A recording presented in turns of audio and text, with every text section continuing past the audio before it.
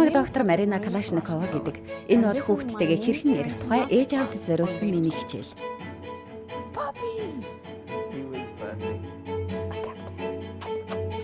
Би хүүхэд хэрхэн хэлд ордог тухай судалгаа хийдэг хүн.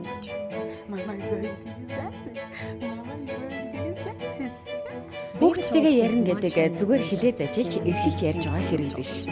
Хүүхдтэйгээ ярихын гол утга учир нь бид эд зүйлсийг хэрхэн нэрлэж байгааг туршдаг. Аав ээж хүүхдтэйгээ ярихдаа энгийн үг хэллэгийг ашигладаг. Ингэхдээ илүү хялбар болгохын тулд олон дахин давтаж илүү удаан ярьдаг. Бид бас хүүхдтэйгээ харилцахдаа нүүрний хөдөлгөөний хэтрүүлэн ашигладаг.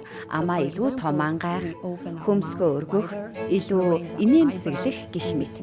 Тийм болохоор хүүхэд аав ээжийнхээ яриаг сонсохоос гадна үйл хөдлөлийн ажигладаг.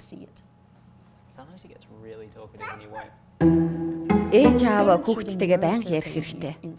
Хүний яриаг сонсох нь хүүхдийн өөрийнх нь хэл яриа хөгжихэд тустай. Нэрэ хүүхэд эргэн тойрондоо байнга олон төрлийн дуу чимээг сонсож байдаг. Гэхдээ хэн нэгэн өөртөө нь ярьж эхлэхэд хүүхэд анхаарлаа төвлөрүүлээд чих тавин сонсох хэрэгтэйг мэддэг. Үүнд хоёр шалтгаан бий. Нэгт ээж аав хүүхдтэйгээ ярьж байгаа энгийн яриа хүүхдэд ойлгомжтой байдаг. Бүр багадаа хүүхэд үгийн утгыг ойлгохгүй. Гэхдээ тэд хүүхдтэйгээ ярьж буй ээж аавын ярианы үнгийг сонсож шин зүйл мэдэж авдаг. Хоёрт хүүхэд өөртөө нь ярьж байгаа яриаг сонсох дуртай байдаг. Учир нь хүүхдтэйгээ ярьж байгаа ээж аавын хоолойны зөөлөн өнгө дотн байдалд хүүхэд дуртай байдаг. Ийм ярианд хүүхэд анхаарлаа илүү хандуулдаг. Бид хүүхэд харахаараа өөр ирэхгүй өөрөөр ярьж эхэлдэг. Гэхдээ хүн бүр хүүхэдтэй ярьж чаддаггүй. Аав ээж нар аль болох эрт хүүхдтэйгээ ярьж сурах хэрэгтэй. Тэгээд ямар байдлаар хүүхдтэйгээ ярвал хүүхдэд таатай болохыг мэдэх юм зөв.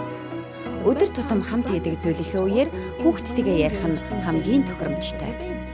Жишээ нь хүүхдээ усанд оруулах, хооллох, эсвэл тоглож явахдаа хүүхдтэйгээ ярьж болно. Хэрвээ яриагаа илүү баялаг болгохыг гэвэл хүүхдтэй номын доторх зургийг тайлбарлах, эсвэл дуртай тоглоомыг тайлбарлаж өгч болно. Хүүхдүүд маш дуртай байх болно. Хүүхдтэйгээ ярих нь аав ээж хүүхдтэйгээ илүү нандин холбоо тогтооход тус болно. Хүүхэд өөрөө ч хайр халамж, аюулгүй байдлыг мэдэрнэ. Харилцан яриа нь мөн хүүхдийн тархийг хөгжүүлж, хэлд орохдоо тусалдаг. Хүүхдийн эрт үеийн тархины хөгжлийг дэмжих чухал хоёр зүйл бол хүүхдийг хамгаалах болон хөгжүүлэх явдал юм. Гуравдах нь шим тэжээлтэй эрүүл хоол хүнс хэрэглэх байдаг. Нийтэд нь үүнийг эд, тоглол, хайрл гэж нэрлэдэг.